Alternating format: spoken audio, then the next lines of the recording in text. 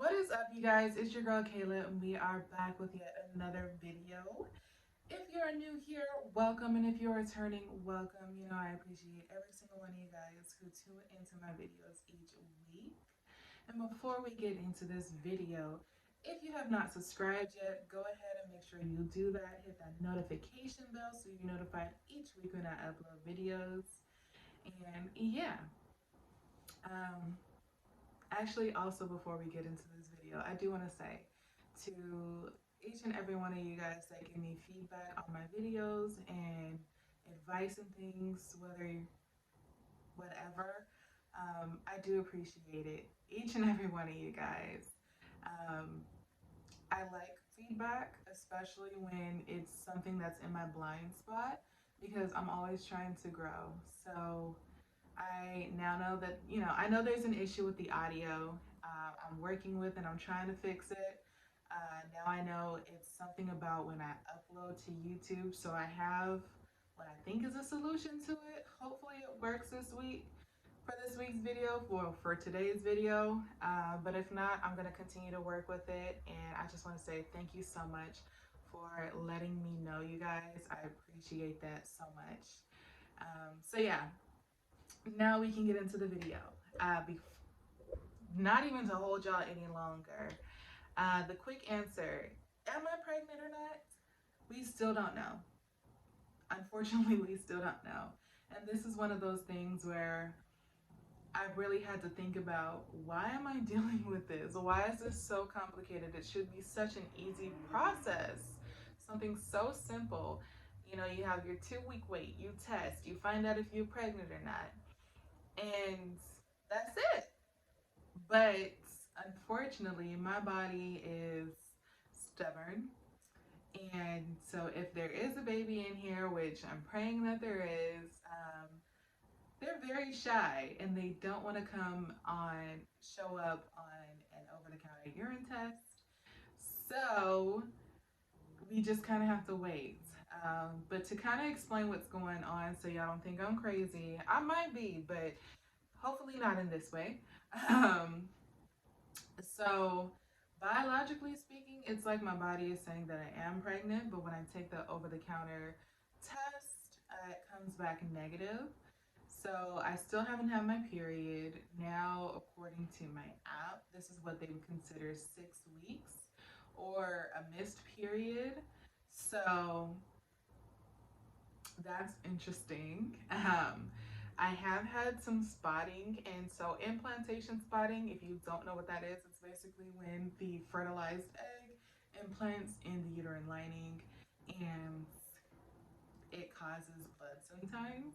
If this is very much not your first rodeo, or even if it is, well, if it's your first time, or even if it isn't, you might get implantation spotting, and it typically lasts 1 to 3 days. It lasts even longer sometimes if it's not your first time or if you're having multiples.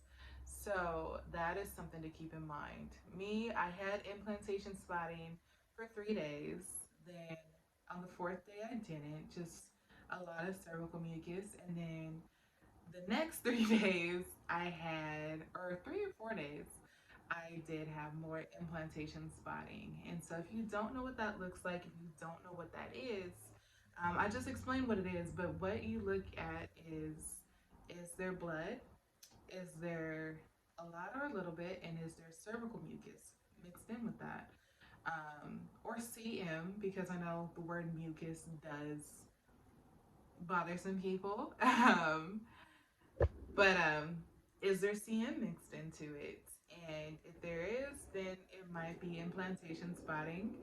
Another way to know is if there's no clotting. With your regular period, there is that clotting because you're shedding your lining. So you want to make sure there's no clotting. So far, I haven't had any clotting whatsoever. You want to see how much you're producing.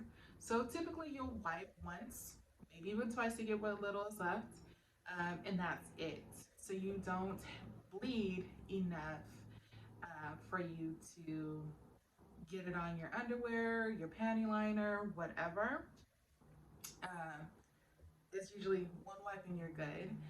And for me, it's once a day. It's in the afternoon, or the first time it came, it was like early morning. But usually mine is like in the afternoon when I use the restroom, and after that, it doesn't show up again. So that's one thing to look at. Um, what else? You also want to see how much blood is in that, and I know some people might faint at blood, but we're all used to our periods, okay? So you want to make sure that you're taking a look at that and seeing that everything is okay. And if you have more cervical mucus than blood, then you should be good. But also talk to your doctor and let them know what's going on so they can keep you monitored in case it does increase or it stays a little too long or starts to produce clotting, anything like that.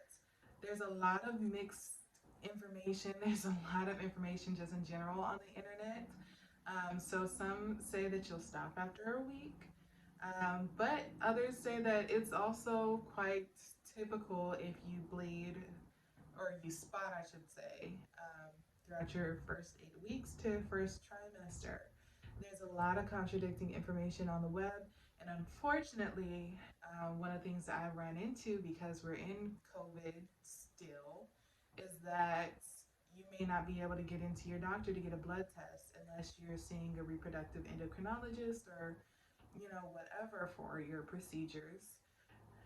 You may not be able to get into it. Hopefully, you guys, as hospitals and doctors' offices, are having a different policy than mine, but mine is saying that they're not going to do any blood tests to confirm pregnancies at this time, and that they're simply waiting for you to come back with a positive test, and then from there, instead of confirming it further, they just schedule you for your sonogram.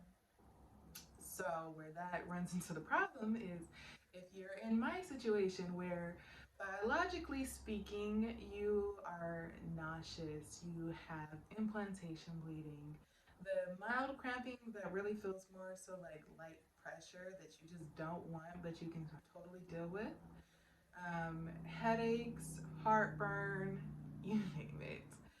Thankfully, my boobs aren't out. Okay, well, they're not as tender or, sore or whatever as they have been when I PMS. So I get to dodge that little bullet for now. But yeah, there's just all these different things that go into it. And of course, I'm losing my train of thought because I'm also dealing with insomnia. But whatever. So yeah, there's just a lot going on right now, y'all. So we don't know. There's a lot of signs that you can look for that you want to keep track of. I'm keeping track of things in my Flow app. So I'm able to see that if I am pregnant, I'm 6 weeks today, or 6 weeks and 1 day today, which is Sunday. So that's always fun to know. And I've been tracking everything that's going on with my body on there. That way, when I do finally get to go see my doctor, I can just pull out my app and share it with her and get all the details instead of me forgetting anything. But given everything that's going on, I do want to make sure that everything is fine. So, who is calling me on a Sunday? They can leave a voicemail. Anyways, I do want to make sure that everything is fine, especially since my tests keep coming back negative, and it can come back negative for one of three things, probably even more things. But one is that I truly am not pregnant, and then we got to see why am I dealing with all of these symptoms, and why is my period gone. Um, I've officially exited the late phase and I've officially missed my period. So we got to see why I've missed my period, why I have these symptoms, and see what's going on with me biologically. The second one is that I just don't have enough HCG built up in my body yet. And if that is the case, I may not show positive on a urine test until at least 8 weeks. I get a lot of different answers, but it seems like the longest one I can see is some people don't get their first positive until about 8 weeks into their pregnancy. Um, so there's that. And then the third one is if you do have multiples, which can tie back into implantation bleeding. If you do have multiples, then it could be too much HCG in your system and it could be flooding the test, which produces a false negative. And the way that ties back into the implantation bleeding is some people do say that when you do have multiples, you might have more implantation bleeding than when you're having a singleton.